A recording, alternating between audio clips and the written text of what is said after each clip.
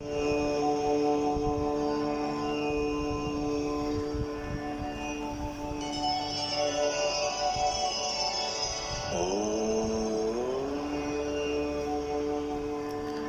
नमः शिवाय। आज हम शिव पुराण की नई संहिता शुरू कर रहे हैं, जिसका शीर्षक है श्री रुद्र संहिता का प्रथम खंड। आज हम श्री रुद्र संहिता का प्रथम अध्याय व द्वितीय अध्याय पढ़ेंगे। पहले अध्याय का शीर्षक है ऋषिगणों की वार्ता, जो विश्व की उत्पत्ति, स्थिति और लय आदि के एकमात्र कारण हैं।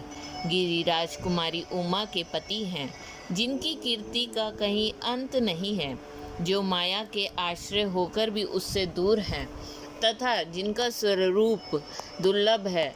मैं उन भगवान शंकर की वंदना करता हूँ, जिनकी माया विश्व की सृष्टि करती है। जिसे लोहा चुंबक से आकर्षित होकर उसके पास ही लटका रहता है, उसी प्रकार ये सारे जगत जिसके आसपास ही भ्रमण करते हैं, जिन्होंने इन प्रपंचों को रचने की विधि बताई है, जो सभी के भीतर अंतर्यामी रूप से विराजमान है, मैं उन भगवान शिव को नमन करता हूँ। ऋषि बोले, हे सूजी, अब आप हमसे भगवान शिव व पार्वती के परम उत्तम व दिव्य स्वरूप का वर्णन कीजिए। सृष्टि की रचना से पूर्व, सृष्टि के मध्यकाल व अंतकाल में महेश्वर किस प्रकार व किस रूप में स्थित होते हैं। सभी लोगों का कल्याण करने वाले भगवान शिव कैसे प्रसन्न होते हैं तथा प्रसन्न होने पर अपने भक्तों को कौन कौन से उत्तम फल देते हैं। हमने सुना है कि भगवान शिव महान दयालु हैं, अपने भक्तों को कष्ट में नहीं देख सकते हैं।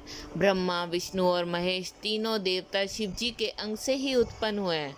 हम पर कृपा कर शिव जी की प्राकट्य देवी उमा की उत्पत्ति, शिव उमा विवाह, गृहस्थ धर्म एवं शिव जी के अनंत चरित्रों को सुनाइए।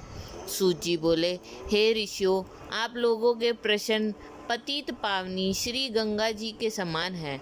यह सुनने वालों, कहने वालों और पूछने वालों, इन तीनों को पवित्र करने वाले हैं। आपकी इस कथा को सुनने की आंतरिक इच्छा है, इसलिए आप धन्यवाद के पात्र हैं। ब्राह्मणों, भगवान शंकर का रूप साधु, राजसी और तामसी तीनों प्रकृति के मनुष्य को सदा आनंद प्रदान करने वाला है।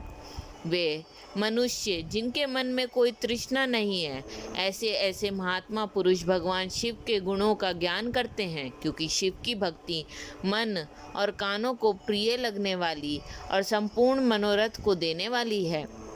हे ऋषियों, मैं आपके प्रश्नों के अनुसार ही शिव के चरित्रों का वर्णन करता हूँ। आप उसे आदरपूर्वक श्रवण करें। आपके प्रश्नों के अनुसार ही नारद जी ने अपने पिता ब्रह्मा जी से यही प्रश्न किया था। तब ब्रह्मा जी ने प्रसन्न होकर शिव चरित्र सुनाया था। उसी संवाद को मैं तुम्हें सुनाता हूँ, क्योंकि उस संवाद से भव सागर से मुक्त कराने वाला गौरीश की अनेकों आश्चर्यमयी लीलाएं वर्णित हैं। दूसरा अध्याय का शीर्षक है नारद जी की काम वासना। सूत जी बोले, हे ऋषियों, एक समय की बात है। ब्रह्मा पुत्र नारद जी हिमालय पर्वत की एक गुफा में बहुत दिनों से तपस्या कर रहे थे। उन्होंने दृढ़तापूर्वक समाधि लगाई थी और तप करने लगे थे। उनके उग्र तप का समाचार पाकर देवराज इंद्र काँप उठे। उन्होंने सोचा कि नारद मुनि मेरे स्वर्गलोक के राज्य को छीनना चाहते हैं। यह ख्याल आते ही इंद्र ने उनकी तपस्या में विघ्न डालने की कोशिश की।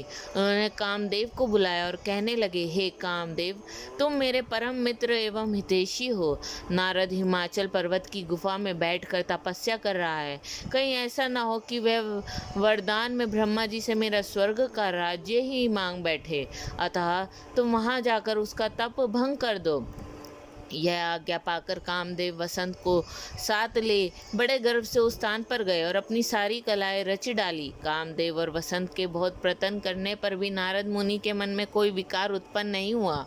महादेव जी की अनुग्रह से उन दोनों का गर्व चूर्ण हो गया। ऐसा इसलिए हुआ क्योंकि महादेव जी की कृपा से नारद मुनि पर कामदेव का कोई प्रभाव नहीं पड़ा था। पहले उस आश्रम में भगवान शिव ने भी तपस्या की थी। उसी स्थान पर उन्होंने ऋषि मुनियों की तपस्या का नाश करने वाले कामदेव को भस्म कर डाला था। कामदेव को भस्म देखकर उनकी पत्नी ऋति ने बलकते हुए भगवान शंकर से उन्हें जीवित करने की प्रार्थना की तथा सभी देवता भी शिव जी से प्रार्थना करने लगे। तो भगवान महादेव जी ने कहा था कि कुछ समय पश्चात कामदेव स्वयं जीवित हो जाएंगे, किंतु इस स्थान पर और इसके आसपास जहाँ तक भस्म दिखाई देती है वहाँ तक की पृथ्वी पर कामदेव की माया और कामबाण का कोई प्रभाव नहीं पड़ेगा। इस प्रकार उस स्थान से कामदेव लज्जित होकर वापस लौट आए। देवराज इंद्र ने जब यह सुना कि नारद जी पर कामदेव का कोई प्रभाव नहीं पड़ा तो उन्होंने नारद जी की खूब प्रशंसा की। भगवान शिव की माया के कारण वह भूल गए थे कि शिव जी की शाप के कारण उस स्थान पर कामदेव की माया नहीं चल सकती। नारद जी भगवान शिव की कृपा से बहुत समय तक तपस्या करते रहे। अपने तप को पूर्ण हुआ समझकर नारद जी उठे तो उन्हें कामदेव पर विजय प्राप्त करने का ध्यान आया। तब उन्हें मन ही मन इस बात का घमंड हुआ कि उन्होंने कामदेव पर विजय प्राप्त कर ली है। इस प्रकार अभिमान से उनका ज्ञान नष्ट हो गया। वे ये समझ नहीं सके कि कामदेव के पराजित होने में भगवान शंकर की ही माया थी। तब भी वे अपनी काम विजय की कथा सुनाने के लिए शीघ्र ही कैलाश पर्वत पर जहाँ पहुँचे और भगवान शिव को नमस्कार करके अपनी तपस्या की सफलता का समाचार तथा कामदेव पर विजय प्राप्त करने का समाचार कह सुनाया।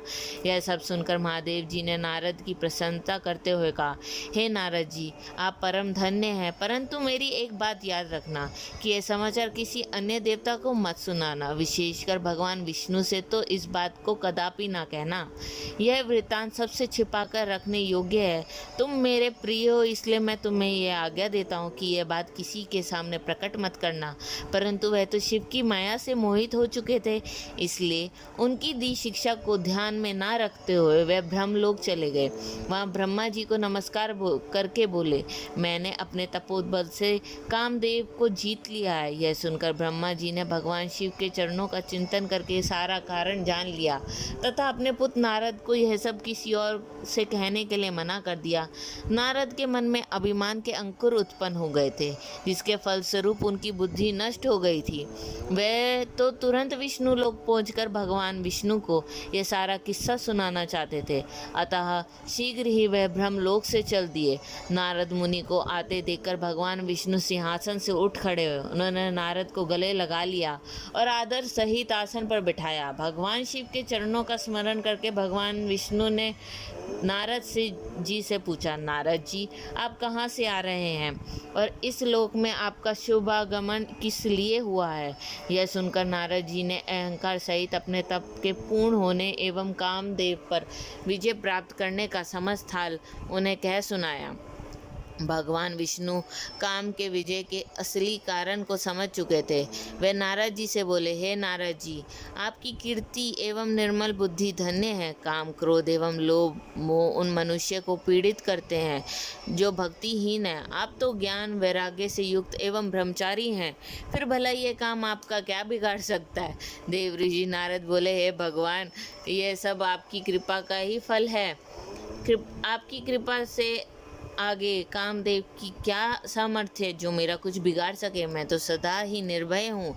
इतना कहकर नारद जी विष्णु भगवान को नमस्कार कर वहाँ से चल दिए।